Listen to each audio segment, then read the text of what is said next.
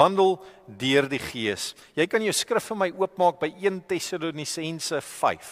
Paulus skryf van die gemeente in Tessalonika en hy gee vir hulle sekere raad. Daar's mense wat daar omkom en snaakse leringe gee oor eindtye en hoe hulle moet optree en hy gee vir hulle raad en advies hoe om op te tree as kinders van God, nuwe gelowiges.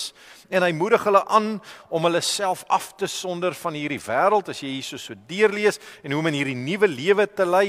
Hy sê ons weet dat dit wat kom, Christus gaan kom, daar aan die einde van hoofstuk 4, jy gaan dit nie mis nie, jy sal weet, hy is daar en dan sal ons weggeraap word, opgeneem word en ons sal saam met hom wees. Sê maar terwyl ons hier is, hoofstuk 5, is daar geleenthede waarna ons kyk, waarmee ons moet klaarmaak, ons maak klaar met hierdie ou mens en dan moedig hy ons aan. Hy sê daar vers 14, vers 15, maak klaar met hierdie goed van die ou wêreld, onordelikes en ondersteun die swakkes, wees lankmoedig teenoor almal. As jy dit vanoggend moes hoor, ek weet nie of die lankmoedige gedeelte of die almal gedeelte is nie, maar hoor dit vanoggend.